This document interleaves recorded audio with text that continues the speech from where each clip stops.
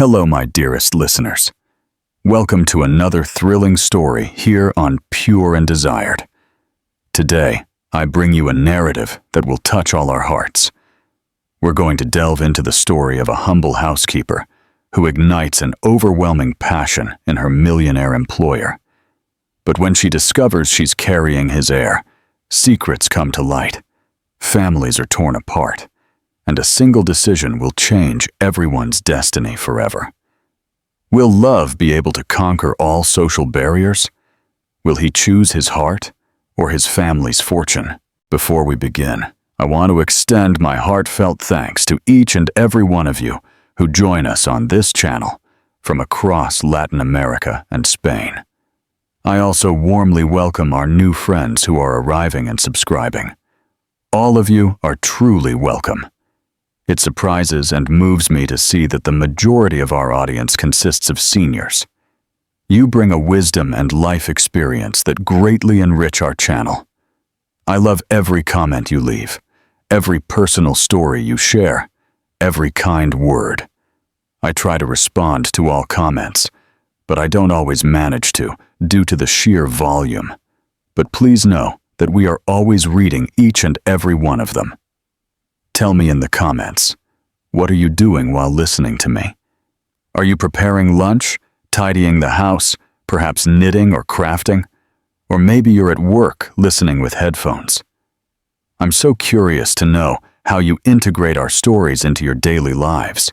Don't forget to hit that like button if you're ready for an emotional journey, and subscribe to our channel for more inspiring tales. Now, let's begin our story today. Prepare your hearts, because this will be a journey full of emotions. The Sterling family mansion stood imposingly in the affluent neighborhood of Sterling Heights, with its perfectly manicured gardens and architecture that impressed anyone passing by. It was one of those houses that, when you look at it, you immediately think that very wealthy people live there, the kind that appear in interior design magazines. And indeed, it was so. The Sterling family owned one of the largest construction companies in the country, and Mrs. Victoria Sterling commanded everything with an iron fist, even after her husband had passed away some years ago. Isabel Miller arrived every day at 6 in the morning to begin her work as a housekeeper. She commuted by bus from Willow Creek, waking up at 4:30 in the morning to take 2 buses and arrive punctually at Sterling Heights. She was a 23-year-old young woman, with brown hair always tied back in a simple ponytail, and dark eyes that sparkled when she smiled. She wasn't one of those people who draw attention with exuberant beauty, but she had something special, a sweetness in her demeanor that made people instantly fond of her. Isabel came from a humble family from the outskirts of the city, and when she got this job at the Sterling mansion, she felt very grateful. The salary was good, better than anything she could get with her high school diploma. Every day, Isabel followed the same routine. She arrived early, greeted Mrs. Victoria politely, and began cleaning the enormous 3-story house. She meticulously attended to every detail, polishing the furniture until it gleamed, sweeping and mopping all the rooms overlooking the garden, and carefully tending to the family's clothes. Isabel was one of those people who do everything with love, even if it was hard work. She always told herself that the type of work didn't matter. What mattered was doing it well and with dignity. When she cleaned the huge living room windows, she sometimes paused for a second to admire the garden view, thinking about how life could be so different depending on where one was born. Arthur Sterling was 32 years old and Victoria's only son. He had taken over a significant part of the family business after his father's death, and everyone knew he was a fundamental part of the company. Arthur was a handsome man, tall, with dark, neatly styled hair, and eyes that conveyed intelligence and determination. He wore expensive suits, drove imported cars, and had everything money could buy. But those who looked closely could see a certain sadness deep in his eyes, as if all that wealth couldn't fill a void he felt within his chest. Arthur's life was a routine of intense work in the city center. He woke up early, had breakfast in the garden overlooking the mountains, and spent the entire day managing the company's business at the office. Meetings, contracts, business trips, important decisions that moved millions of dollars. Arthur was respected in the business world, known as a serious and competent man. But when he came home at the end of the day, after facing the heavy city traffic, he felt a weariness that wasn't just physical. It was as if something was missing from his life, something that all that financial success couldn't provide. It was a Monday morning that Arthur truly noticed Isabel for the first time. He was coming down the stairs for breakfast when he saw the young woman cleaning the entrance hall.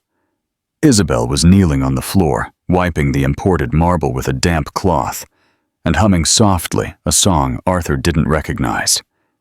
There was something so genuine in that moment, so simple and true, that he stopped midway down the stairs and just watched. Isabel worked with an impressive dedication, as if she were taking care of her own home. The morning breeze entered through the open windows and gently stirred her hair.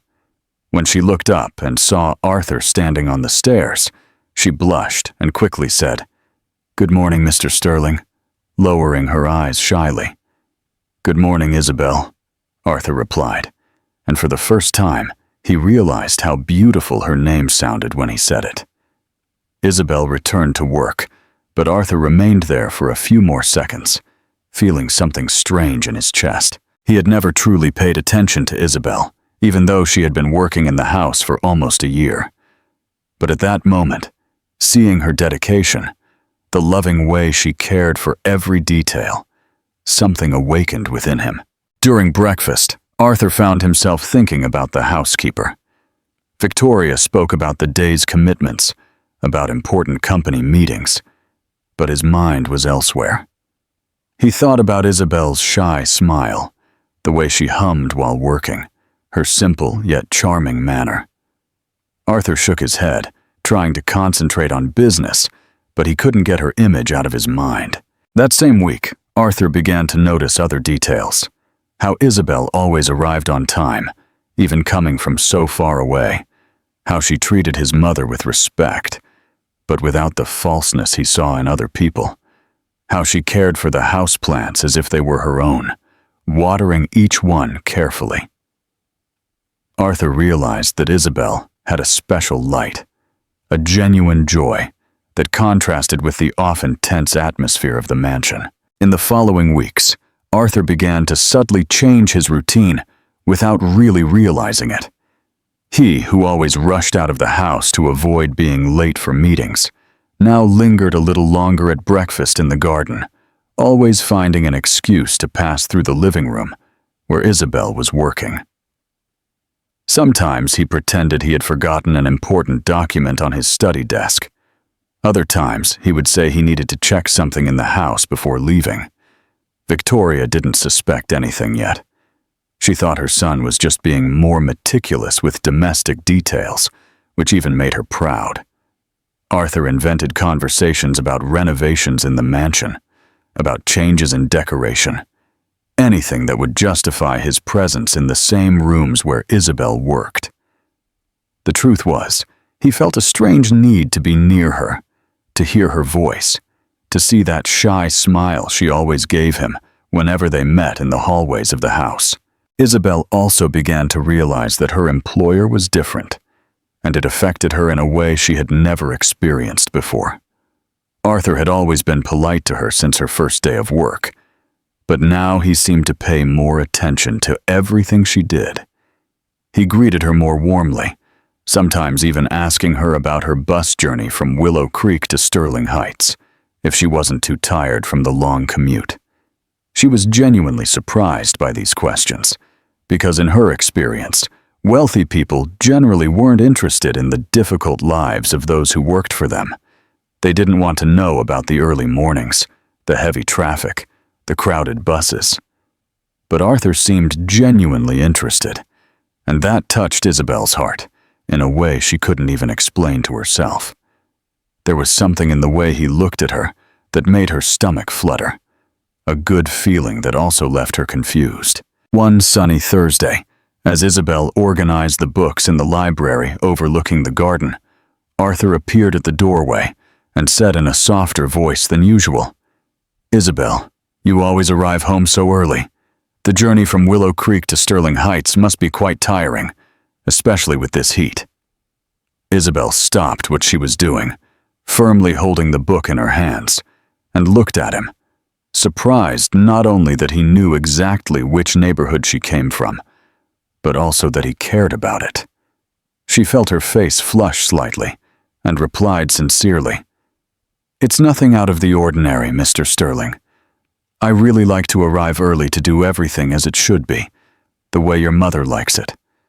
And look, the view of the garden from here makes any tiring journey worthwhile," she said, pointing towards the distant mountains under the strong morning sun. Arthur followed her gaze towards the mountains and smiled in a way Isabel had never seen before, a true smile, full of warmth, very different from the formal smile he used with other people from high society.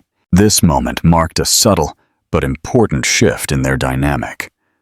Arthur began to find more opportunities to converse with Isabel, always respectfully, but with a growing intimacy that surprised them both. He asked her about her family, about her dreams, about what she liked to do on weekends when she wasn't working. Isabel, for her part, found herself eager for these conversations, waiting for the moments when she could talk to him without Mrs. Victoria's presence. She began to notice details she had never seen before, how Arthur had a beautiful smile when he was relaxed, how his eyes sparkled when he genuinely laughed, how he had a gentle way of speaking that contrasted with the seriousness he showed in the business world. Isabel found herself thinking about him during work, imagining what it would be like to have longer conversations, to learn more about the person who existed behind all that wealth and corporate responsibility. Victoria, who had always been an observant woman, attentive to everything that happened in her house, began to notice some subtle changes in her son's behavior. Arthur, who always ate breakfast quickly and rushed out to avoid being late in the city traffic, now stayed longer at home in the mornings, sometimes even arriving late to the office. She saw her son talking to Isabel more than she considered normal for an employer, and that began to bother her, although she still couldn't identify exactly what was happening. Victoria was a woman of traditional mindset, raised in a time when social divisions were very clear and respected, and she had always believed that each person should stay in their place. Employer with employer, employee with employee, without mixing things. For now, she attributed her son's strange behavior to overwork, but a small seed of distrust began to grow in her mind, especially when she noticed how Arthur looked at the employee when he thought no one was watching. One Friday afternoon, Isabel was cleaning the library when she found a book that had fallen behind one of the leather armchairs. It was a classic novel, its cover already worn by time and by the hands that had leafed through it over the years. She spent a few minutes admiring the yellowed pages, reading some phrases that touched her, when Arthur quietly entered the room and watched her for a moment before speaking. "Do you like to read, Isabel?" he asked, approaching her with careful steps, as if he didn't want to startle her. Isabel felt a little embarrassed that he had found her touching the family's personal belongings, but she answered honestly, "I like it very much, Mr. Sterling, but I can't afford to buy many books at home. Sometimes I borrow them from the public library in Willow Creek, but it's far away, and I can't always go."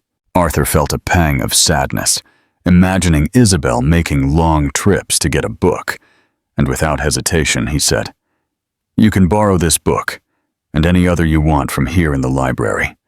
And please, when we're alone, just call me Arthur." The way he spoke, looking into her eyes with a new intensity, made Isabel feel a pleasant shiver run down her spine. and she knew at that moment that something special was brewing between them, something that went far beyond the formal relationship between employer and employee. That night, Isabel returned home by bus, hugging the book Arthur had lent her, feeling as if she were carrying much more than written pages. It was as if that simple gesture represented a bridge between two completely different worlds, a connection that went beyond the social barriers that had always existed between them. Throughout the long journey to Willow Creek, passing through the busy avenues, she couldn't stop thinking about the way Arthur had looked at her in the library, the affectionate tone of his voice when he asked her to call him by his first name. There was an intimacy in that request that made her heart race in a way she had never experienced before. Isabel had always been a simple girl who had dated a few boys from her neighborhood, but she had never felt such intensity, that feeling that something very important was happening in her life. When she arrived home, in the small house she shared with her mother and younger sister, she locked herself in her room and began to read the book. But she found herself thinking more about Arthur than about the words written on the pages. The following weeks brought a palpable change in the atmosphere of the mansion, a pleasant tension that floated in the air whenever Arthur and Isabel were in the same room. They began to develop their own language, made of glances that lasted a little longer than normal, of smiles that had special meanings, of conversations that started about everyday matters, but ended up revealing pieces of each other's souls. Arthur discovered that Isabel had dreams that went far beyond domestic work, that she wanted to study to be a teacher someday, that she loved music and knew how to play the guitar, even if the instrument was old and out of tune. Isabel discovered that behind all that business seriousness, Arthur was a sensitive man who liked to read poetry, who sometimes spent hours looking at the mountains from the garden thinking about life, who felt trapped by the expectations everyone had of him. These discoveries only made the attraction they felt for each other grow, an attraction that went far beyond the physical, that touched the deepest part of each other's being. Victoria, meanwhile, began to be more vigilant, observing every movement in the house with eagle eyes. She noticed how her son took longer to leave the house, how he sometimes invented excuses to return at midday, how Isabel seemed different, more radiant, with a sparkle in her eyes that hadn't existed before. The matriarch of the Sterling family was not a naive woman. She had lived long enough to recognize the signs of a growing attraction, and that made her deeply uncomfortable. She began to make subtle comments during meals, talking about the importance of maintaining family traditions, about how it was fundamental for people from different social classes to maintain their appropriate places. Arthur listened to these comments in silence, pretending he was thinking about other things, but inside he felt a growing irritation with his mother's old-fashioned mentality. He was discovering that Isabel was worth more than any high-society woman his mother tried to push on him, and that made him question many things about his own life and values.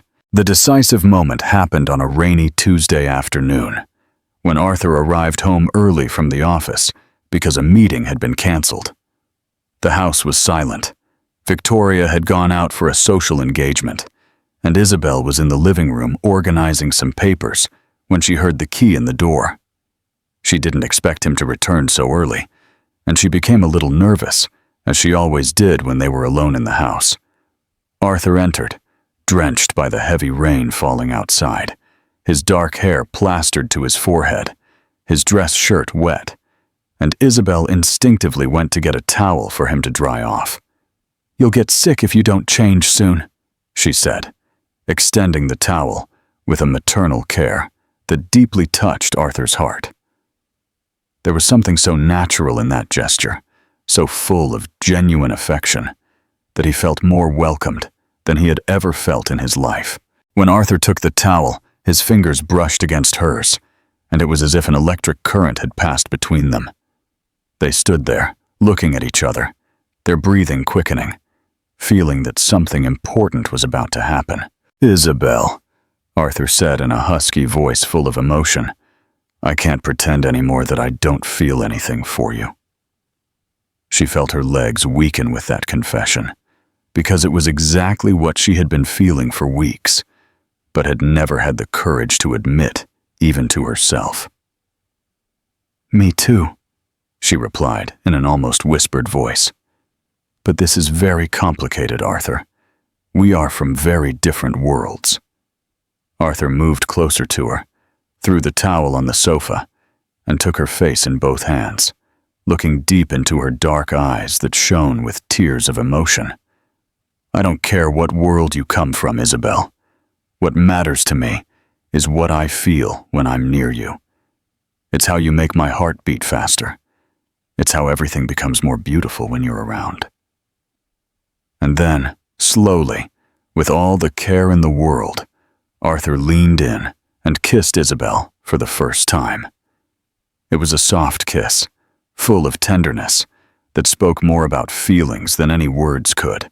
Isabel felt as if the whole world had stopped at that moment, as if nothing else existed but that kiss that sealed the beginning of something special between them.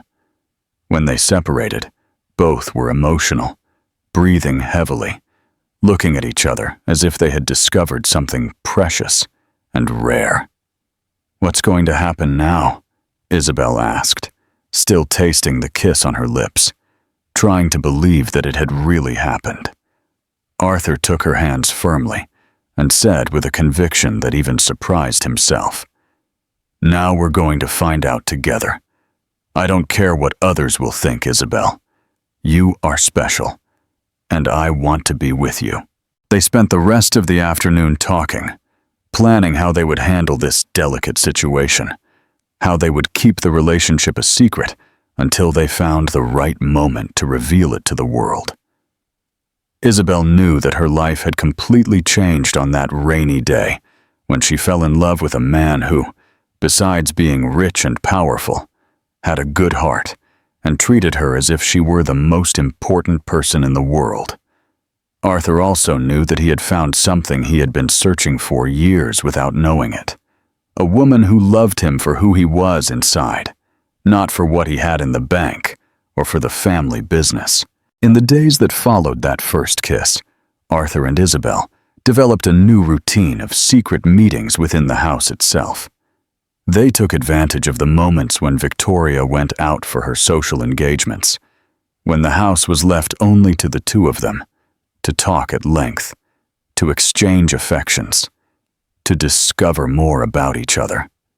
Isabel talked about her childhood in Willow Creek, about her dreams of studying and growing in life, about how her mother worked hard to support the family after her father left when she was still a child. Arthur talked about the pressure he felt to live up to family expectations, about how he sometimes felt lonely even when surrounded by people, about how his father's death had changed his life and forced him to mature very quickly. These intimate conversations only strengthened the bond that was growing between them, creating a solid foundation of understanding and mutual respect that went far beyond physical attraction. The weeks following the first kiss were like living a secret dream within the daily reality of the mansion.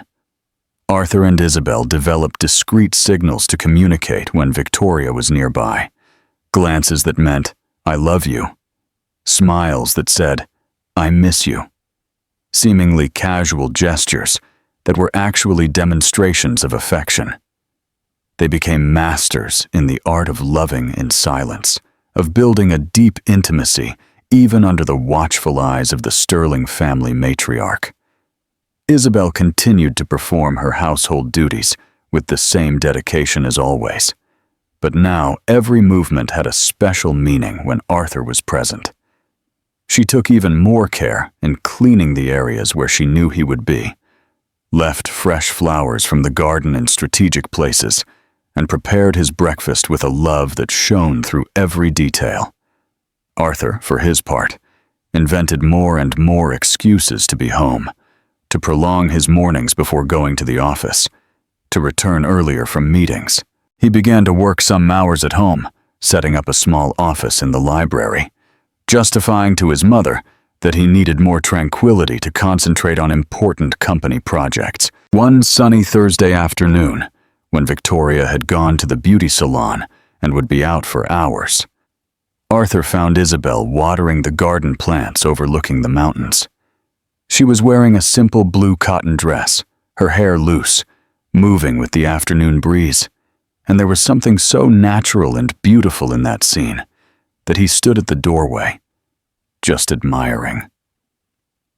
"You look even more beautiful when you don't know you're being watched," he told her, approaching slowly, as if not wanting to break a magical moment. Isabel turned, blushed at the compliment, but didn't lower her eyes as she used to at first. Now she could hold his gaze, could see all the love that shone in those dark eyes that made her feel like the most special woman in the world. "Arthur," she said, putting down the watering can and approaching him. "Sometimes I'm afraid that all of this is just a dream, that I'm going to wake up and discover that none of this is real." He took her face in both hands, kissed her forehead tenderly, and replied with a voice full of conviction. "This is real, Isabel. What I feel for you is the most real thing that exists in my life. You made me discover what it's like to truly love." They spent that entire afternoon together in the garden, talking about everything and nothing, planning a future that still seemed impossible, but which both believed could become a reality. Arthur spoke about his desire to travel the world, to visit places where they could walk hand in hand without worrying about what others would think. Isabel talked about her dream of having a small but cozy house with a garden where she could plant flowers and herbs, where they could be happy away from all that social pressure. These were simple dreams, but they gained a special dimension when shared between two people who truly loved each other. Arthur realized that, next to Isabel, all his material wealth lost importance, that what truly mattered was the richness of the love they were building together. Isabel discovered that love could make a person feel richer than any amount of money, that having Arthur's heart was worth more than all the luxuries of the mansion where she worked. Victoria, meanwhile, began to develop a heightened maternal intuition that made her increasingly suspicious. She noticed small details that had changed in the house's routine. Isabel hummed more while working, had a different sparkle in her eyes, seemed more confident and radiant. Arthur was happier, more present in family conversations, but at the same time more evasive when she asked questions about his personal life. The Sterling family matriarch began to observe the interaction between the two more closely, and although she still wasn't absolutely certain of what was happening, an uncomfortable suspicion began to form in her vigilant mind. During dinner, she made comments about the importance of maintaining family traditions, about how it was fundamental to choose the people we associate with carefully, about how social differences could create serious problems in relationships. Arthur listened to these comments, feigning naturalness, but inside, he felt a growing mix of anger and determination. He knew his mother was trying to plant seeds of doubt, but that only strengthened his certainty that Isabel was the right woman for him, regardless of any social convention. Weekends became especially precious for the couple, because Victoria usually visited friends in the Hamptons or went to her beach house, leaving the Sterling Heights mansion freer for them to express their love with more freedom. One sunny Saturday, Isabel was preparing a special lunch in the kitchen when Arthur came up behind her and hugged her around the waist, kissing her neck affectionately. "You're making the house smell like paradise," he murmured in her ear, making Isabel laugh in that spontaneous way he loved so much. "It's just a simple dish," she replied, turning in his arms to look into his eyes, "but made with a lot of love." They stood there embracing in the kitchen, swaying slowly to the rhythm of a music only they could hear, feeling that they had found a little piece of heaven on earth. Arthur realized at that moment that he had never been so happy in his life, that all the years of loneliness and existential emptiness had been worth it, because they led him to Isabel. She also realized that she had found not only a great love, but a true partner, someone who respected her, who valued her opinions, who made her feel important and special. As the weeks passed, their relationship deepened in every possible dimension. They discovered that they had compatibility not only in love and physical attraction, but also in fundamental life values, in their way of seeing the world, in the dreams they had for the future. Isabel helped Arthur see life from a more human and simple perspective. She taught him to value the small joys of everyday life, to find beauty in simple things that money couldn't buy. Arthur, for his part, encouraged Isabel to dream bigger, to believe that she could conquer anything she wanted in life, that her humble origin did not define her limits. He began to talk about the possibility of her returning to study, about how he could help her fulfill her dream of being a teacher, about how together they could build a life where love was more important than any social convention. These plans for the future brought them even closer, creating a complicity that went far beyond passion, a true partnership based on mutual respect and sincere admiration they felt for each other. The love that grew between Arthur and Isabel was becoming something solid and true, but also riskier with each passing day. They knew they couldn't keep this secret forever, that at some point they would have to face the world and publicly assume what they felt for each other. This awareness brought a sweet urgency to every moment they spent together, as if every conversation, every kiss, every hug was even more precious, because it could be interrupted at any moment by the cruel reality of the social differences that existed between them. What do you think of their secret romance? Do you believe their love can truly overcome all obstacles? Share your thoughts below. The month of April brought intense heat, and the breeze entering through the mansion windows seemed to carry promises of profound changes.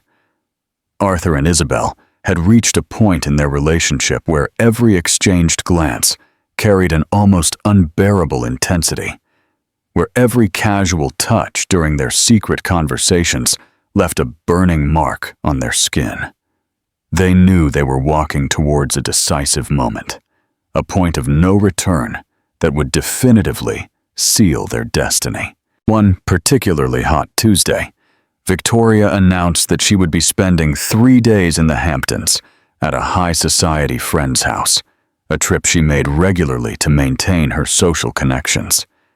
Isabel and Arthur exchanged a meaningful glance when they heard the news, both knowing that these days alone in the mansion could represent a unique opportunity for them to fully express the love that had been growing between them for so many weeks. The anticipation was almost palpable in the air, a sweet tension that made their hearts beat faster whenever they crossed paths in the house's hallways. On their first night alone, after Victoria left for the Hamptons, carrying 2 suitcases and leaving detailed instructions on how Isabel should care for the house in her absence, Arthur and Isabel had dinner together for the first time. It was a completely new experience for both of them, sitting at the table as equals, without the need to maintain appearances or pretend they were just employer and employee. Isabel prepared a simple but delicious dinner, with seasonings she learned from her mother that filled the kitchen with aromas reminiscent of affection and care. Arthur helped set the table, lit candles, and played soft music that played quietly while they talked about their lives, their fears, their most intimate dreams. Throughout the meal, they couldn't stop looking at each other, as if they were truly seeing each other for the first time, without masks, without social barriers, just as 2 people who loved each other deeply and had found a rare opportunity to be completely comfortable with each other.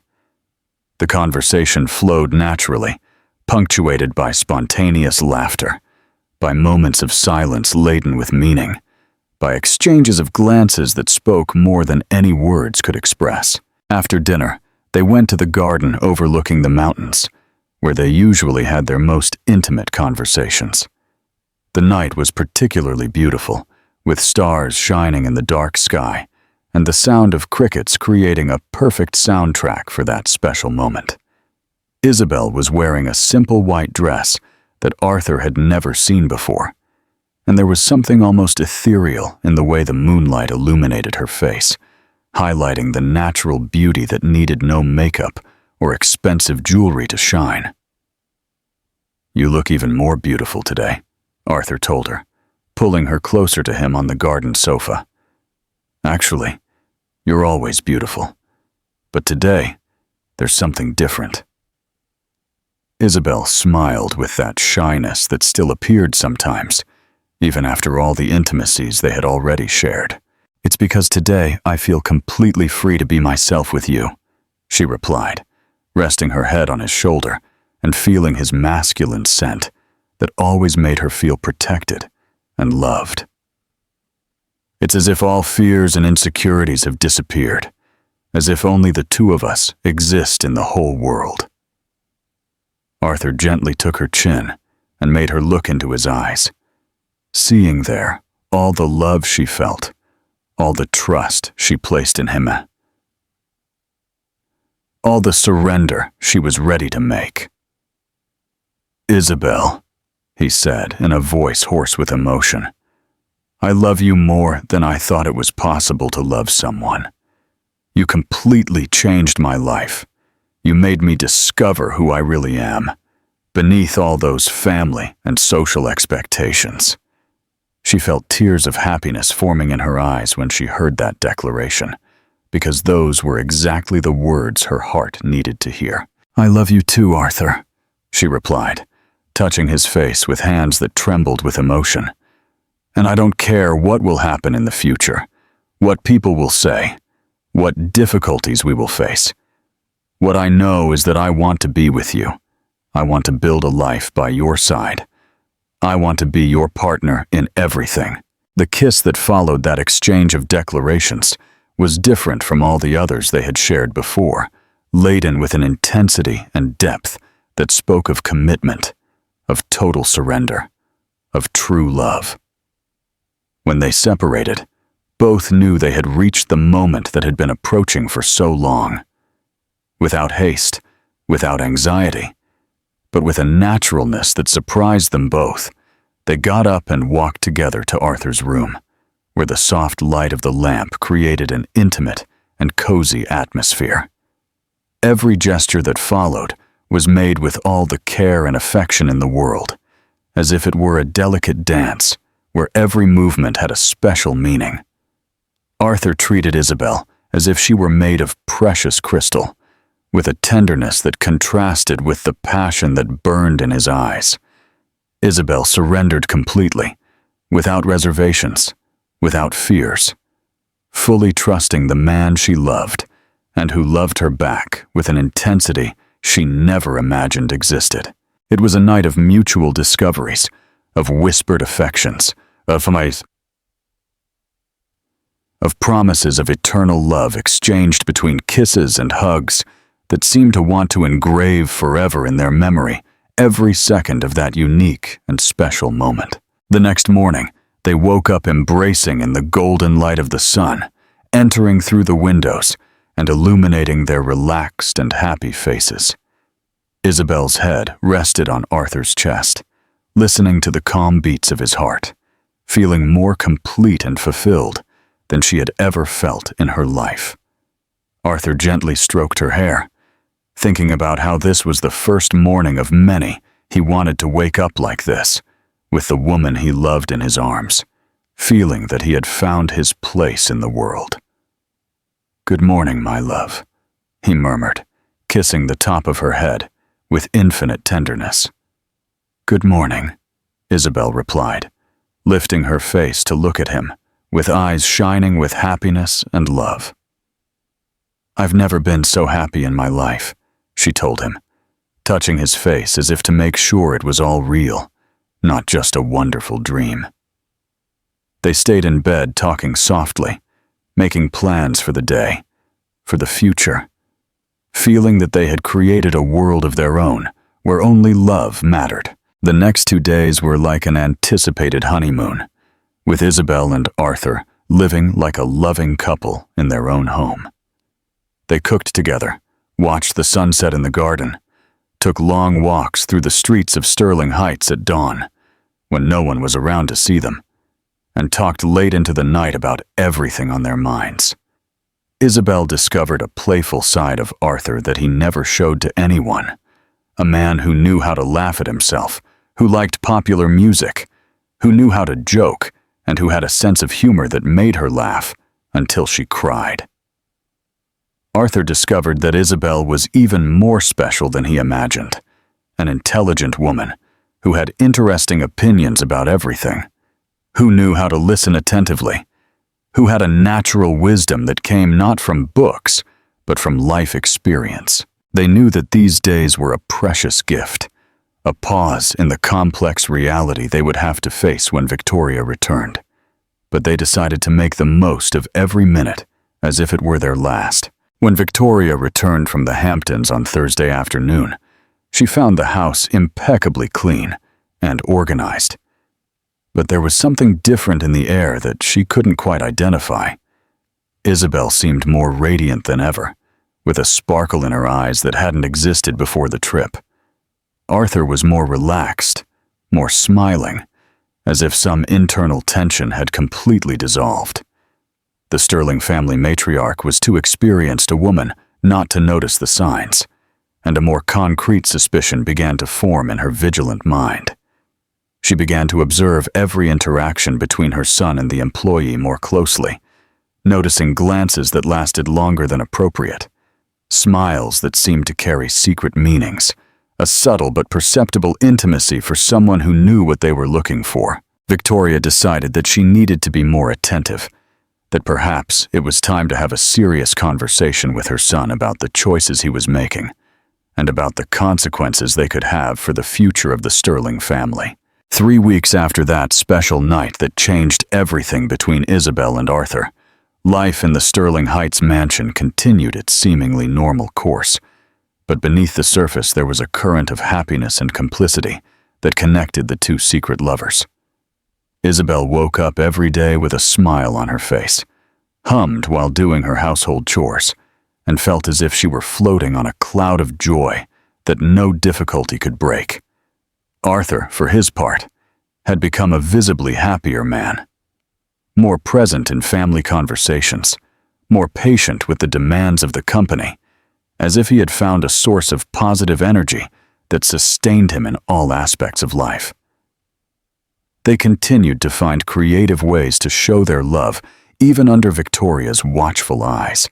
Small, affectionate gestures disguised as courtesy, intimate conversations whispered in the hallways when no one was looking, romantic notes hidden in strategic places where only the recipient could find them.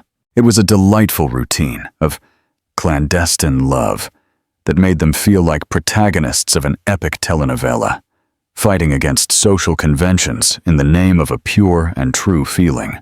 It was a sunny Monday morning that Isabel began to realize something was different in her body. She woke up with a strange feeling in her stomach, a subtle nausea she couldn't explain, as she had eaten normally the night before and felt no symptoms of flu or cold. During the breakfast she prepared for the Sterling family. The smell of strong coffee that she always loved now made her nauseous, and she had to discreetly leave the kitchen to get some fresh air in the garden. Isabel tried to ignore these signs in the first few days, attributing them to tiredness or a passing virus. But as the week progressed, the symptoms became more evident and persistent. In addition to morning sickness, she noticed that her breasts were more sensitive, that she felt an inexplicable fatigue even after a full night's sleep, that some foods she always liked now caused immediate repulsion. It was when her period didn't arrive on the expected date that Isabel began to confront the possibility she had been trying to avoid thinking about. She could be pregnant with Arthur's child. The official discovery came on a Tuesday, when Isabel decided to take a pregnancy test at a discreet pharmacy far from Sterling Heights, on the way between work and her home in Willow Creek. She held the positive result in her trembling hands, feeling as if the entire world had changed in a matter of seconds. Isabel locked herself in the pharmacy bathroom and cried for a few minutes, not from sadness, but from a complex mix of joy, fear, anxiety, and uncertainty about the future. She was carrying the child of the man she loved, a child conceived in the purest and truest love that had ever existed. But she also knew that this pregnancy represented an enormous complication that could destroy everything she and Arthur had built together. During the journey back home on the crowded bus, Isabel kept imagining how she would tell Arthur, how he would react to the news, if he would be happy, or if he would feel too pressured by the social and family implications of this situation. She also thought about Victoria, about the explosive reaction she would surely have upon discovering that the employee was expecting a child from the family heir, about the devastating consequences that this could have for everyone involved. During the following days, Isabel struggled to find the courage to tell Arthur about the pregnancy.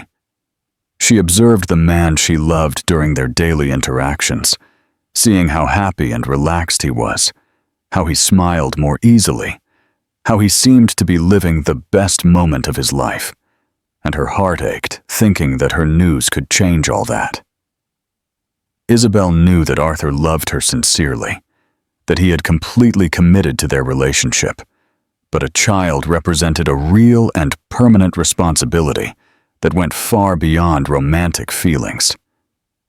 She kept imagining if he would be ready to assume the social consequences of having a child with a housekeeper, if he would be able to face his family and society for love of her and the baby growing in her womb. During sleepless nights at her home in Willow Creek, Isabel talked softly to the child, whom she still couldn't feel moving, promising to protect him in any way, to love him unconditionally, even if the whole world turned against them. Victoria, meanwhile, began to perceive subtle changes in Isabel's behavior, which further sharpened her existing suspicions. The employee who had always been punctual and efficient now sometimes seemed distracted, absent, as if her mind were occupied with important worries. Victoria noticed that Isabel had lost a little appetite, that she sometimes rushed out of the kitchen during meal preparation, that she seemed tired even after a night's rest. The Sterling family matriarch was a woman who had gone through a pregnancy herself decades earlier and recognized the classic signs when she saw them. One Thursday morning, when Isabel rushed to the bathroom just after arriving at work, Victoria began to connect all the dots, and a terrible suspicion formed in her mind. She decided to observe Isabel even more closely, paying attention to every detail of the employee's behavior, waiting for the right moment to confirm her suspicions and take the necessary measures to protect the reputation and future of the Sterling family. The moment of truth arrived on a Friday afternoon, when Victoria decided to discreetly follow Isabel and saw the young woman buying nausea medication at a pharmacy near the mansion. The confirmation of her suspicions left Victoria furious and determined to resolve the situation before it became a public scandal. That same night, after Isabel went home, Victoria confronted Arthur with a calculated coldness that made it clear she knew exactly what was happening. "We need to talk about your favorite employee," she told him, in a tone of voice that made Arthur immediately understand that his mother had discovered their secret relationship. "It seems she's been having some very interesting health problems lately." Arthur felt his blood run cold when he understood the implication of his mother's words, realizing that the moment he had so feared had finally arrived. The battle he knew he would have to fight someday was about to begin, and he needed to prepare to defend the love of his life and the child she carried, no matter the cost to his position in the family and in society. What do you think of Victoria's discovery? How do you predict Arthur will react to his mother's confrontation? Tell me in the comments. Victoria's discovery of Isabel's pregnancy marked the end of the happy and secret phase of the relationship between the two lovers, initiating a period of confrontations and difficult decisions that would test the strength of the love they felt for each other. Isabel still didn't know that her condition had been discovered, but she felt a growing tension in the air of the mansion, as if a storm was rapidly approaching on the sunny horizon of her happiness. Arthur, for his part, knew that the time had come to definitively choose between family approval and true love, between financial security and emotional fulfillment, between the life he had always known and the life he wanted to build alongside the woman he loved and the child they created together. The confrontation between Victoria and Arthur occurred in the mansion's study on a rainy Saturday morning, when Isabel had her day off and was not in the house to witness the explosion of rage and disappointment that the Sterling family matriarch could no longer contain. Victoria slammed the door shut, turned to her son with eyes burning with indignation, and fired without preamble. "Arthur, I know everything that's going on between you and that employee. Do you think I'm blind? That I don't notice things that happen in my own house?" Her voice trembled with contained rage, and Arthur could see that his mother was making an enormous effort not to scream and wake up the entire neighborhood with the scandal. "Have you completely lost your mind? Have you forgotten who you are? What family you come from? What your position in society is?" Victoria paced back and forth across the study like a caged beast, gesticulating with her hands as she poured out all her accumulated frustration. "And now she's pregnant on top of it. Pregnant, Arthur. Do you have any idea what this means for our family, for our reputation, for the businesses we built for so many years?" Arthur listened to his mother's verbal attack in silence, feeling a mix of rage and determination growing within his chest, preparing for the battle he knew he needed to fight. When Victoria paused to breathe, Arthur rose from the armchair where he was sitting and looked directly into his mother's eyes with a firmness she did not expect to see. "Mom, I love Isabel more than anything in this world," he said in a calm voice, but full of conviction that cut the air like a sharp blade. "And yes, she is expecting my child, a child who was conceived in the purest and truest love I have felt in my life. I'm not ashamed of it. I don't regret anything that happened between us." Victoria was shocked by her son's frankness and determination. She expected him to deny everything, to apologize, to promise to immediately end this inappropriate relationship. "You're completely crazy!" she yelled, completely losing the elegant composure she always maintained. "That woman is an opportunist who saw an opportunity to get ahead in life. She seduced you, manipulated you, and now she's using a pregnancy to trap you. You can't see that." Arthur felt a deep rage rising in his throat when he heard his mother speak that way about Isabel, the purest and most honest woman he knew. "Isabel is none of what you're saying," he replied, raising his voice for the first time. "She loves me for who I am, not for what I have. She is 1,000 times more dignified and honest than any woman of our social class you've tried to push on me." The argument intensified as Victoria realized that her son was not willing to budge an inch from his position. She changed strategy, trying to appeal to the rational and calculating side she had always seen in Arthur in business. "Think carefully about what you're doing, my son," she said, trying to control her voice and adopt a more persuasive tone. "You have responsibilities to this family, to the company your father built, to the hundreds of employees who depend on us. A scandal like this can destroy our reputation in the business world. It can make us lose important contracts. It can affect the lives of many innocent people." Victoria approached Arthur and took his hands, trying to show a maternal concern that barely disguised the manipulation behind it. I understand that you feel attracted to her. I understand that you may have confused gratitude with love. But this will pass. You are young. You will find a woman suitable for your position. You will have legitimate children who can inherit our patrimony with dignity." Arthur abruptly withdrew his hands, offended by the insinuation that his child with Isabel would be less legitimate or worthy than any other. "My child with Isabel will be as legitimate as any child I can have," he declared vehemently. "And she is going to be my wife. I don't care what you or anyone else thinks about that." It was at that moment that Victoria revealed her true intentions, taking off the mask of maternal concern and showing the hard, calculating face she used in the most difficult business dealings.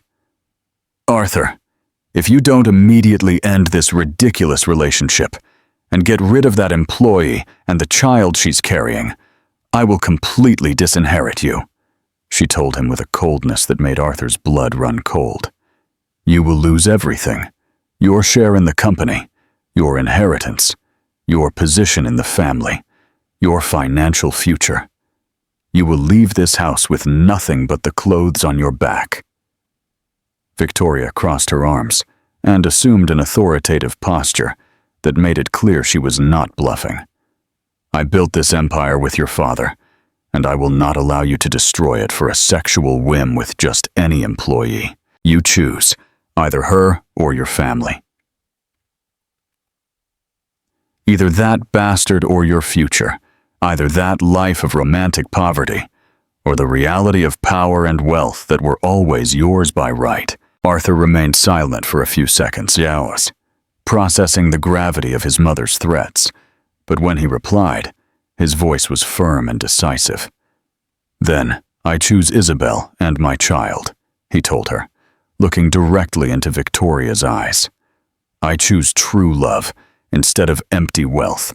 I choose happiness instead of social approval. You can keep your money, Mom. I'm going to build my own life." Victoria's reaction was immediate and explosive. She began to scream, calling her son ungrateful, irresponsible, a madman who was throwing away a lifetime of privileges for a romantic fantasy that would end in disaster. "You will regret this decision for the rest of your life," she vociferated. "When you are in need, when you have no money even to support that family you think you want, when you discover that love doesn't pay rent or put food on the table, you will come back here begging for forgiveness. But I warn you now, if you leave this house today, there will be no turning back." Arthur listened to all his mother's threats and catastrophic predictions without showing any hesitation in his decision. "Mom, I respect everything you and Dad built, but I'm not going to live a life that isn't mine to please expectations that were never mine," he replied, with a serenity that contrasted with Victoria's hysteria. "Isabel makes me happy in a way all this money never could. Our child will grow up in a home full of true love, even if it's a simple home. I'd rather be poor and happy with them than rich and empty without them." Victoria made one last desperate attempt to dissuade her son, promising that if he broke up with Isabel immediately, she would find a way to resolve the pregnancy situation discreetly, that they could pay a generous amount for the employee to disappear and never bother the family again. "Think about the child," she told him, trying to sound convincing. "What kind of life will that child have being the bastard child of an employee? Wouldn't it be better for everyone if this was resolved before it becomes a bigger problem?" Arthur felt such intense rage upon hearing those words that he had to control himself not to say something he would regret forever. "Never speak of my child or the woman I love like that again," he said through clenched teeth. "Our conversation ends here. I'm going to find Isabel, we're going to get married, and we're leaving this house today. You can keep your threats, your money, and your antiquated mindset." Victoria stood in the middle of the study, watching her son head towards the door, and made one last threat that revealed all her bitterness and desperation. If you walk out that door now, Arthur, consider yourself officially expelled from the Sterling family. And don't think you'll receive a cent of what that employee is entitled to for services rendered. Let her figure out how to get the money elsewhere." Arthur stopped at the door, turned one last time to his mother, and replied with a dignity that showed how he had matured in those few months of his relationship with Isabel. "Mom, I will always love you, despite everything that's happening here today.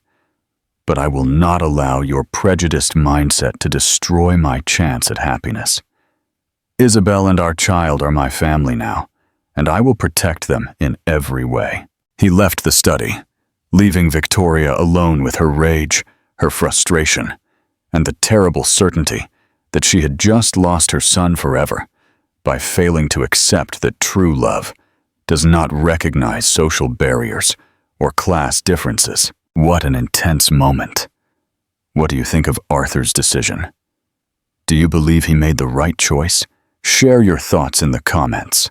After the devastating confrontation with Victoria, Arthur left the mansion with a racing heart and an iron determination running through his veins.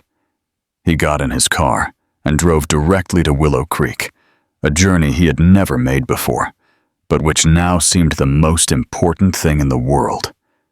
Throughout the drive through the heavy city traffic, passing through neighborhoods that contrasted dramatically with the wealth of Sterling Heights, Arthur thought about how he would tell Isabel about the confrontation with his mother, about the radical decision he had made, about the uncertain but hopeful future that awaited them.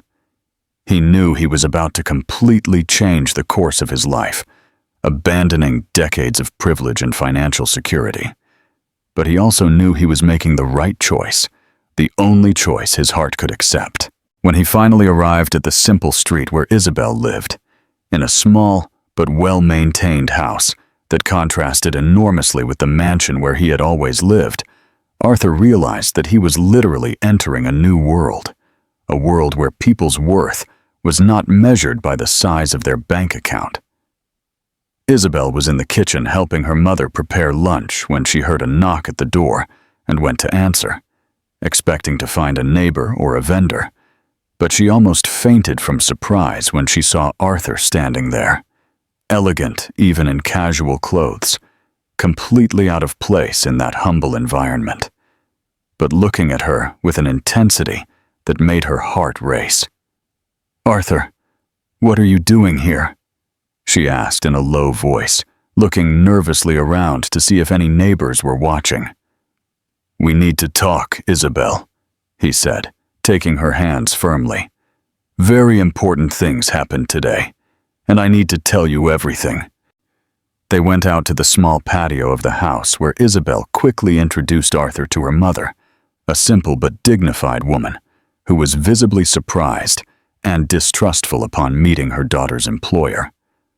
Arthur greeted the lady with all the respect he could show, trying to break the ice of the awkward situation, but realizing that his presence there was creating a palpable tension in the air. When they were finally alone on the patio, Isabel looked at Arthur with a mix of joy at seeing him and concern to understand what had brought him there. "Arthur, I need to tell you something very important," she began, taking a deep breath to find courage. "I'm pregnant. I'm expecting your child." She spoke looking directly into his eyes, prepared for any reaction, from joy to despair. But what she saw was a beautiful smile spreading across the face of the man she loved. "I know, my love," Arthur told her, pulling her into a tight embrace. "My mother found out and confronted me this morning. That's why I came here." Isabel felt a mix of relief at no longer having to carry that secret alone, and terror at the implications of what Arthur was saying. "What happened? How did she react?" she asked, already imagining the worst possible scenario. Arthur took her face in both hands and spoke with a serenity that contrasted with the gravity of the situation. "She gave me an ultimatum. Either I broke up with you and gave up our child, or she would disinherit me and kick me out of the house And I chose you, Isabel. I chose our family." The news left Isabel in shock, and she needed to sit down on an old chair on the patio to process what she was hearing. "Arthur, you can't do that because of me," she told him, tears forming in her eyes. "You can't throw away your whole life, all your wealth, all your future for my sake. I'm not worth that sacrifice." Arthur knelt in front of her, took her trembling hands, and looked into her eyes with a determination that left no room for doubt. "Isabel, you are the most valuable thing in my life. All that money, all that wealth, means nothing if I can't share it with the person I love. Our child will have something money can't buy. A family united by true love." He paused for a moment, organizing his thoughts, and continued with a conviction that even surprised himself. "I have some savings in the bank, enough to support us for a while I restructure my life. I'm going to open my own company. I'm going to work hard. I'm going to show everyone that I can build my own success without depending on the family inheritance." Isabel cried with emotion upon hearing those words, feeling such a deep love for this man who was willing to sacrifice everything for her and their child. "But Arthur, I'm just a housekeeper," she said through tears.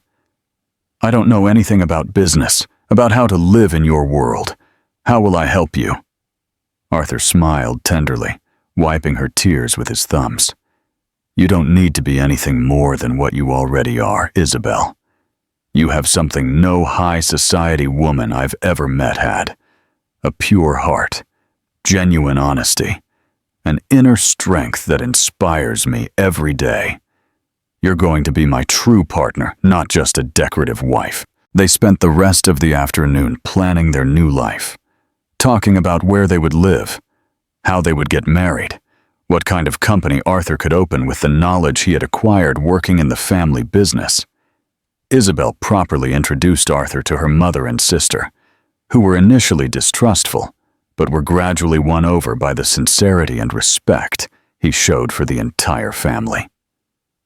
At the end of the day, when Arthur was about to return to the mansion to get his things and make the definitive move, Isabel took his arm and made one last attempt to make him reconsider. "Arthur, are you completely sure this is what you want? Once you leave that house, there might be no turning back. Your mother may never forgive you." Arthur kissed her forehead with infinite affection and replied without hesitation, "Isabel, I've never been so sure of something in my life. I'd rather build a simple but true life with you than live a golden lie without you. Our love will be the foundation of everything we build together." They married in a simple ceremony at the civil registry 3 weeks later, with only Isabel's family as witnesses, and moved into a small but cozy apartment in the San Benito neighborhood, far from Sterling Heights and all the painful memories of the family rupture. Victoria, meanwhile, remained alone in the enormous mansion, surrounded by all the wealth she always thought was the most important thing in the world, but feeling a terrible emptiness where her son's love once existed. She adamantly refused to pay Isabel any amount for services rendered, alleging breach of contract due to inappropriate behavior, in a final display of revenge that only served to confirm to Arthur that he had made the right decision. The Sterling family matriarch hired a new employee, reorganized the house routine, and tried to move on as if nothing had happened. But deep down in her heart, she knew she had lost the most precious thing she possessed by choosing pride and social conventions instead of her son's love and happiness. Arthur and Isabel, for their part, began their new life together with determination, love, and the certainty that they had each other to face any difficulty the future might bring. In the first weeks after Arthur's departure from the mansion and the family business, Victoria tried to maintain business as usual, convinced that she would be able to manage everything alone with the help of the other company executives. She promoted some trusted employees to take on the responsibilities Arthur had left, redistributed tasks among departments, and strove to demonstrate that Sterling Construction remained strong and stable, even without the rebellious heir who had chosen a life of romantic poverty. During the first meetings without Arthur, Victoria assumed an authoritarian and confident posture, assuring clients and suppliers that the company was undergoing a strategic restructuring that would only strengthen it in the competitive construction market. She sincerely believed that she could show her son that he was not as indispensable as he thought, that the family business could perfectly prosper without his presence, and that he would soon realize the mistake he had made by exchanging a life of privilege for a romantic fantasy that would inevitably end in disillusionment and financial failure. Arthur, meanwhile, used his personal savings to rent a small office in the San Benito neighborhood and start his own civil construction consulting firm. He had learned a lot during his years working in the family business, had developed solid relationships with various clients and suppliers in the sector, and possessed technical and strategic knowledge that few professionals could match. Isabel, now his wife and business partner, helped with organizing documentation, answering phones, and preparing commercial proposals, showing a natural intelligence for business that even surprised Arthur. She quickly learned how the business world worked, studied during her free evenings to better understand the technical aspects of civil construction, and proved to be a truly valuable partner who contributed not only emotional support, but also practical ideas and insightful observations on how to acquire and retain clients. Together, they worked long hours every day, motivated by the need to prove to themselves and to the world that they could build something solid and lasting based on love, hard work, and the determination to succeed against all odds. The first signs of problems at Sterling Construction began to appear about 2 months after Arthur's departure, when some important clients began to question changes in projects and the attention they had been receiving. Arthur had always had a special talent for maintaining solid business relationships, a communication skill that inspired confidence, and technical knowledge that allowed him to solve complex problems creatively and efficiently. Without his presence, the company began to lose that competitive advantage that differentiated it from other construction companies in the market. Victoria tried to compensate for these deficiencies by increasing her own participation in commercial meetings, but she soon discovered that her more formal and traditional approach did not have the same appeal as the more modern and flexible style Arthur used. Some important projects began to fall behind. Technical problems that Arthur would normally solve quickly now became obstacles that required much more time and resources to overcome. Employee morale also began to decline, as many of them had a relationship of respect and admiration for Arthur that they could not automatically transfer to other supervisors. While the family business faced these growing challenges, Arthur began to reap the first fruits of his independent work. His first client was a mid-sized entrepreneur who knew his reputation in the market and decided to bet on the new company, impressed by the dedication and personalized attention that Arthur and Isabel offered. The project was executed perfectly within the established time frame and budget, generating an extremely positive reference that opened doors for new contracts. The news that Arthur Sterling had opened his own company spread quickly through the business circles, and many clients who had worked with him at the family company began to seek his independent services. Isabel proved fundamental in this growth process, using her natural interpersonal relationship skills to create a welcoming and professional atmosphere that made clients feel valued and well cared for.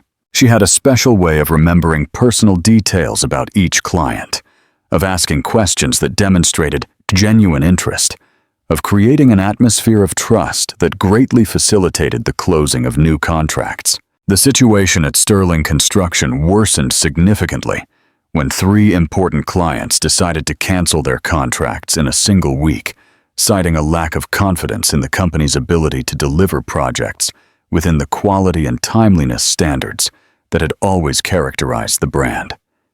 These cancellations represented not only a devastating financial loss, but also a fatal blow to the credibility the company had taken years to build in the competitive civil construction market. Victoria discovered that many of these clients were migrating directly to Arthur's company, attracted by the combination of technical competence, personalized attention, and competitive prices he offered. The bitter irony of the situation was not lost. She had lost her son to protect the family business, but the business was crumbling precisely because she had lost her son. The most painful thing for Victoria was knowing that her own son was directly benefiting from the decline of the family business, that every client lost to him represented not only a financial defeat, but also a humiliating confirmation that she had completely underestimated his importance in the business. The proud matriarch, who always thought she controlled everything, began to face the bitter reality that some decisions cannot be undone, and that the price of pride is sometimes much higher than one can imagine. As the months passed, the difference between Arthur's growing success and the increasing difficulties of the family business became more and more evident to the entire construction market. Arthur and Isabel worked tirelessly to establish their independent reputation, winning the trust of clients who valued not only technical competence, but also personalized attention and genuine commitment demonstrated with each project. The new company was growing organically and sustainably, based on the quality of work and client satisfaction, creating a solid foundation for a prosperous future that did not depend on family inheritances or social privileges, but on their own merit and the joint work of 2 people who loved each other and shared the same values. 6 months after leaving the family mansion and starting their independent life, Arthur and Isabel managed to transform the small office in San Benito into a prosperous firm that served an increasingly demanding and diversified clientele. The company that started with just 1 project now had more than 15 contracts underway, including some high-end residential developments that rivaled in sophistication the projects Sterling Construction used to develop. Isabel, who at first felt insecure due to her lack of business experience, discovered that she possessed a natural talent for administration that surprised even the most skeptical clients. She developed an efficient organizational system that kept all projects up to date, created a customer service that became a benchmark in the market, and demonstrated a business intuition that often saved negotiations that seemed lost. Arthur watched with growing pride as his wife transformed into a true business partner, contributing not only emotional support, but also practical ideas and valuable insights that made the company more competitive and respected in the market. Isabel's pregnancy progressed calmly and happily during those first months of business growth, and she managed to maintain her professional activities even with the changes her body was experiencing. Arthur took care of all the details that could cause extra tiredness for her, taking on longer meetings, visits to construction sites, and negotiations that required greater physical effort. They transformed their routine into a harmonious dance where each complemented the other's skills, creating a professional synergy that impressed clients and suppliers with the efficiency and dedication they demonstrated in each project. Isabel studied at night about business management, civil construction techniques, and labor law, transforming her lack of formal training into a competitive advantage by approaching problems with a fresh and creative perspective that surprised more experienced professionals. Arthur, for his part, discovered that working alongside the woman he loved gave a completely new meaning to his career, transforming every professional achievement into a shared victory that further strengthened the emotional bond between them. During Isabel's 7th month of pregnancy, they received a proposal that would definitively change the company's level. A large business group was looking for a construction company to develop a commercial complex in Sterling Heights, exactly in the same area where the mansion Arthur had left behind was located. The project was worth millions of dollars and represented the kind of opportunity that could definitively consolidate the new company's reputation in the luxury market. Isabel, even with her visibly apparent belly, insisted on participating in all presentation meetings, demonstrating surprising knowledge about construction logistics, execution deadlines, and human resource management that deeply impressed the executives of the business group. Arthur presented an impeccable technical project with innovative solutions that reduced costs without compromising quality, and offered an execution schedule that was more efficient than any proposal competitors had presented. The combination of Arthur's technical expertise with Isabel's administrative ability created a proposal so solid and attractive that the business group decided to close the contract in the same week, without even considering other options. The signing of that important contract coincided with the birth of Arthur and Isabel's first child, a healthy and beautiful boy. They decided to name Leo. The delivery was calm, performed in a private maternity hospital that Arthur managed to pay for with the company's first substantial earnings, and the baby's arrival brought indescribable joy to the couple who had faced so many adversities to be together. Isabel recovered quickly from childbirth and proved to be a dedicated and loving mother, who managed to balance caring for the baby with her responsibilities in the company with an ease that even surprised herself. Arthur discovered a fatherhood that was very different from the rigid and distant model he had known with his own father, becoming a present, loving father, involved in all aspects of his son's upbringing. He took care of participating in Leo's daily care, giving bottles in the early hours, changing diapers, singing lullabies, creating from an early age a deep and loving bond that showed how fatherhood could be exercised in a completely different way when based on genuine love and constant presence. The success of the Sterling Heights commercial complex project attracted the attention of other important clients who began to seek the services of Arthur and Isabel's company, creating a demand that forced them to expand the team and rent a larger office in the city. They hired talented architects, specialized engineers, competent administrators, creating a company that maintained the family and personal character that differentiated them from the competition, but that also had the professional structure necessary to compete with the largest construction companies. Isabel proved to be an excellent human resources manager, creating a work environment where employees felt valued and motivated, where there was open and respectful communication between all hierarchical levels. Arthur focused his energy on the technical and commercial side, developing innovative projects that combined superior quality with competitive costs, gaining a reputation for reliability and excellence that spread quickly throughout the construction market. At the end of their first year of independent life, Arthur and Isabel celebrated not only the surprising growth of the company, but also the personal happiness they had achieved by choosing to follow their hearts instead of social conventions. They had a healthy and joyful son, a prosperous company that employed more than 50 people, a solid marriage based on true love and mutual respect, and a future that seemed increasingly bright and promising.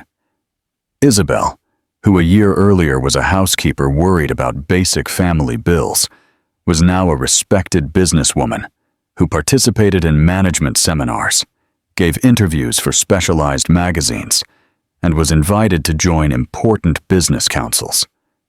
She managed to complete her studies through night courses, graduated in business administration, and applied her theoretical knowledge combined with her practical wisdom to make the company grow sustainably and responsibly.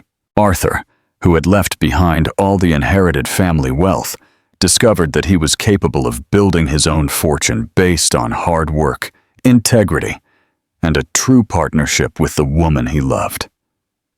They had proven to themselves and to the world that true love, when combined with determination and hard work, can overcome any obstacle and create a solid foundation for a happy and prosperous life that does not depend on family inheritances or social privileges, but on their own merit and the strength that comes from a genuine union between two people who perfectly complement each other.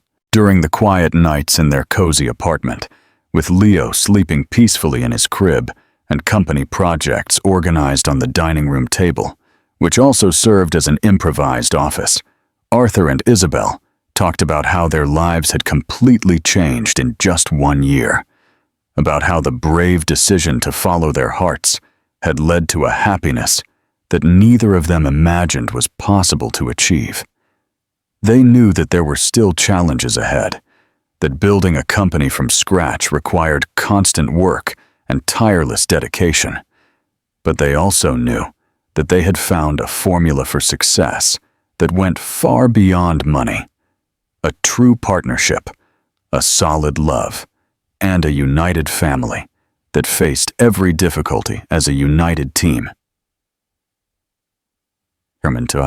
While Arthur and Isabel celebrated Leo's first birthday and the extraordinary growth of their company, Sterling Construction faced the worst crisis in its history.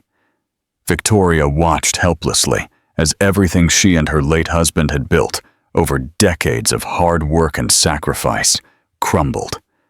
The problems that began as small project delays transformed into an avalanche of contract cancellations, lawsuits for breach of deadlines, and a tarnished reputation that drove away potential clients even before negotiations began. The company that was once synonymous with excellence and reliability in the market was now seen as a declining construction company, managed by a stubborn matriarch who refused to admit that she had made a terrible mistake by expelling the son, who was the soul of the family business. Victoria desperately tried to hire new executives, offered exorbitant salaries to experienced professionals, invested fortunes in advertising campaigns to restore the company's image. But nothing could compensate for the loss of the technical and commercial leadership that Arthur represented.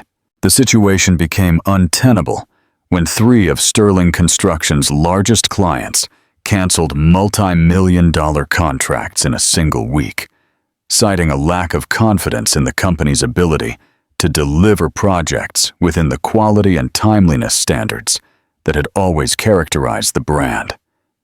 These cancellations represented not only a devastating financial loss, but also a fatal blow to the credibility the company had taken years to build in the competitive civil construction market.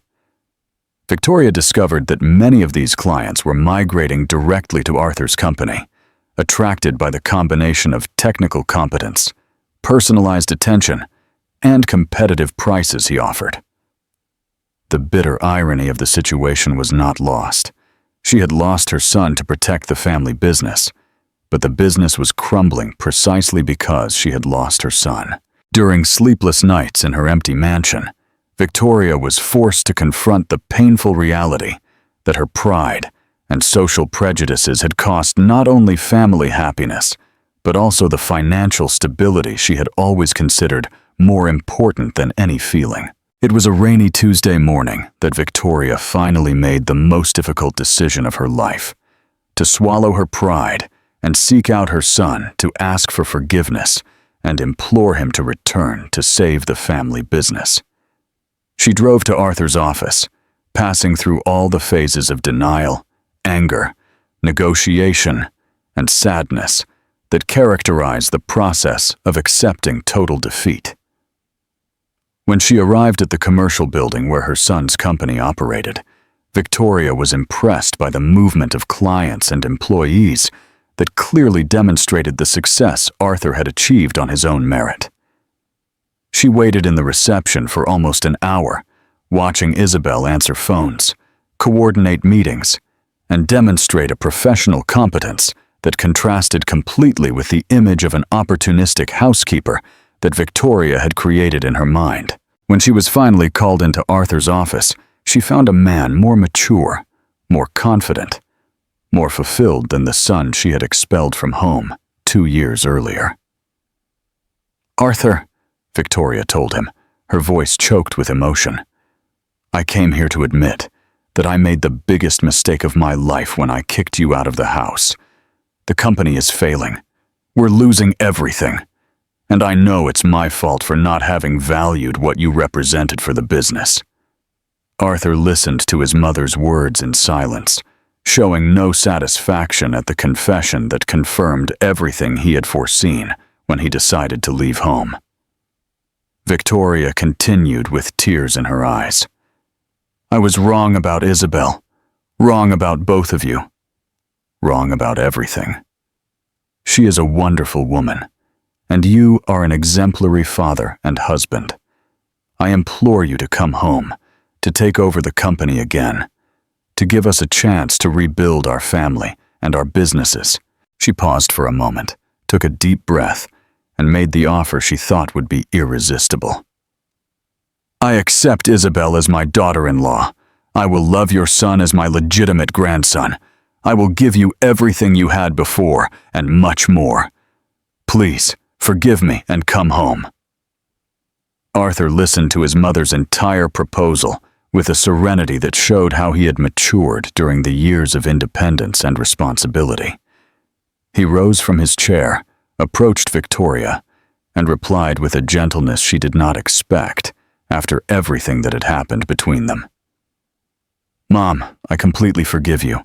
I know you acted thinking you were protecting the family's interests, albeit in a misguided way. I understand your difficulty in accepting changes, and I hold no grudge for anything that happened." Victoria felt a wave of relief upon hearing those words, thinking that reconciliation would be easier than she imagined. But Arthur continued with a respectful firmness that made his decision clear.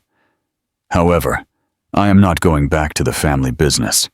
Isabel and I built our own life, our own company, our own happiness. We have a family that works well, a prosperous business that we created with our own effort, and an independence that gives us pride and satisfaction." Victoria insisted once more, offering increasingly generous conditions, promising radical changes in the family structure, swearing that she would be a loving grandmother and a respectful mother-in-law. But Arthur remained firm in his decision. "Mom, family money was never the most important thing to me. What I wanted was love, acceptance, respect for my choices. Isabel gave me all that, and together we built a life based on values that are more solid than any inheritance." He took his mother's hands affectionately and concluded, "You will always be my mother, and I will always love you. You are welcome to meet your grandson, to participate in our lives as a grandmother and mother-in-law. But our company and our independent family are achievements that we will not abandon. We have shown that we can be happy and prosperous without depending on inheritances or family privileges." Victoria left her son's office with a broken heart, but also with a new understanding of what she had truly lost when she chose social pride over family love. She understood that wealth without family had no meaning, that business success without personal happiness was empty, and that some decisions have permanent consequences that cannot be undone merely with belated apologies. Arthur, Isabel, and Leo represented a true family that she had rejected, and now she would have to live with the consequences of that choice for the rest of her life. 5 years had passed since Arthur made the brave decision to leave everything behind in the name of true love, and life had rewarded his choice in ways that surpassed even his most optimistic dreams. The company that started in a small office now occupied an entire building in the city, employed more than 200 people, and was recognized as one of the most respected and innovative construction companies in the region. Isabel, who was once a humble housekeeper, had transformed into a respected businesswoman who participated in management seminars, gave interviews for specialized magazines, and was invited to join important business councils.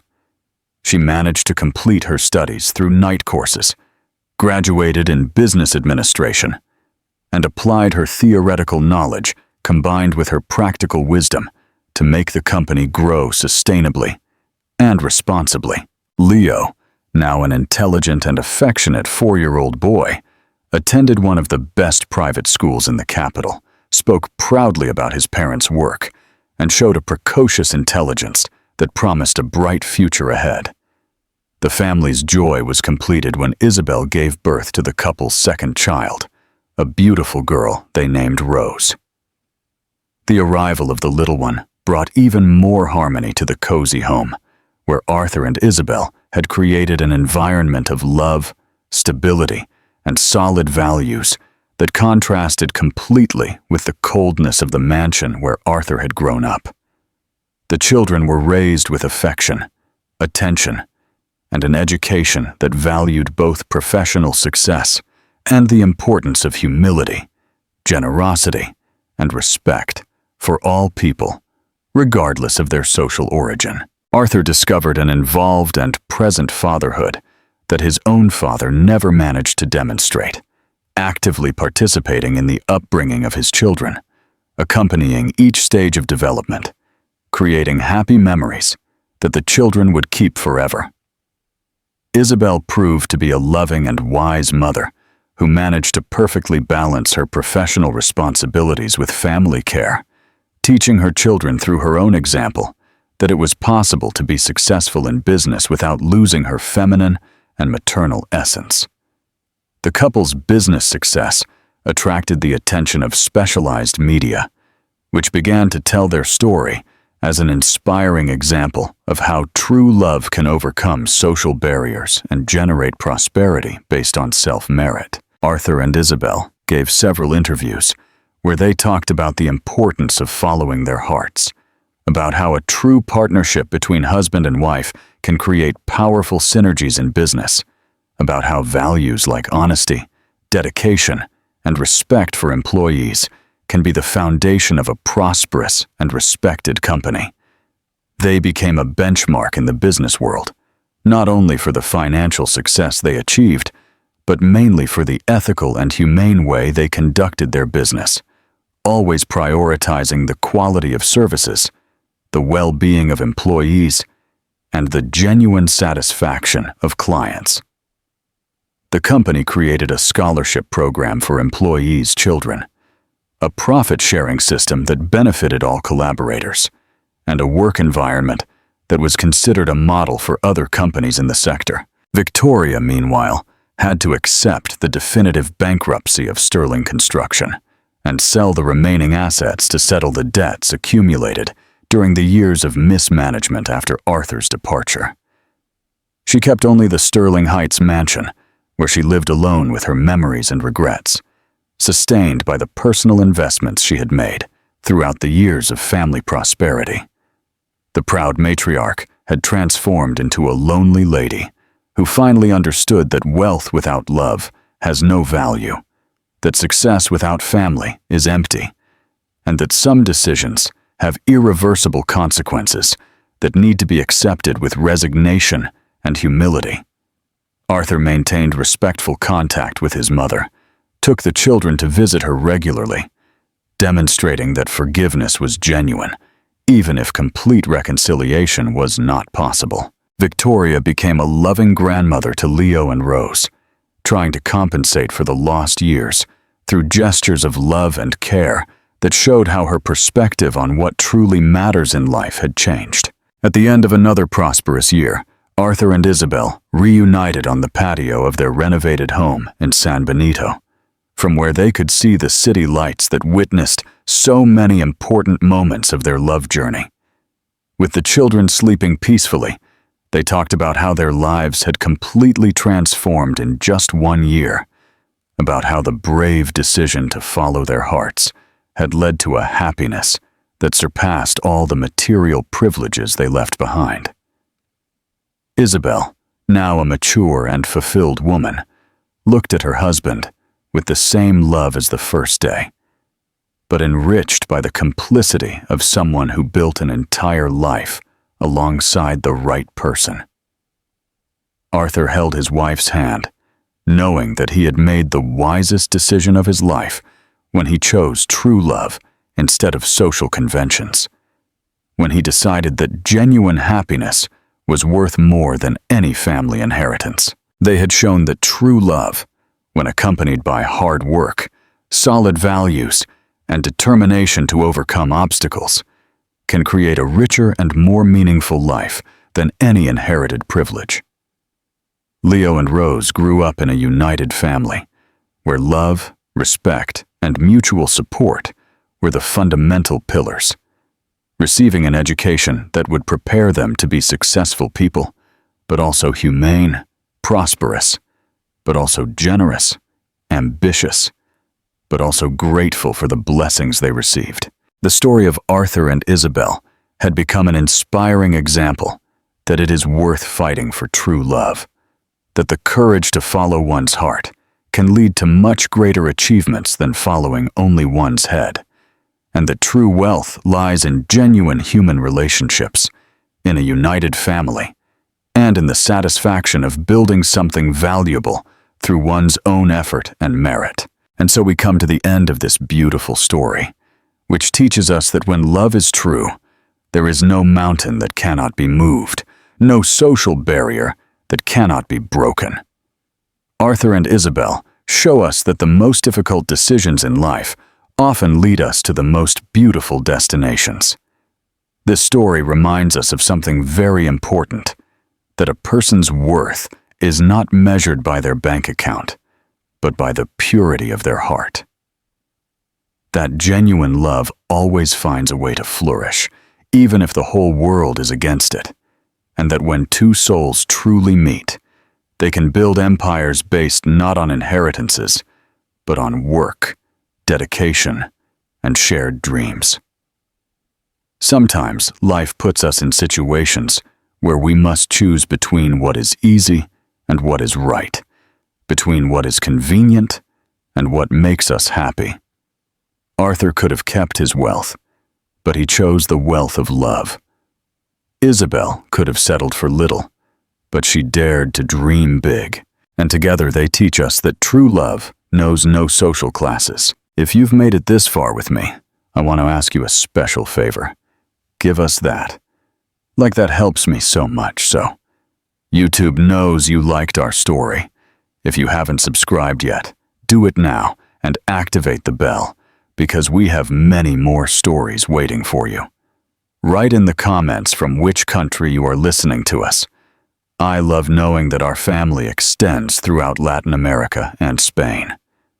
Share this story with that special person who needs to remember that it's worth fighting for their dreams, that true love exists, and that it's never too late to make brave decisions that change our destiny.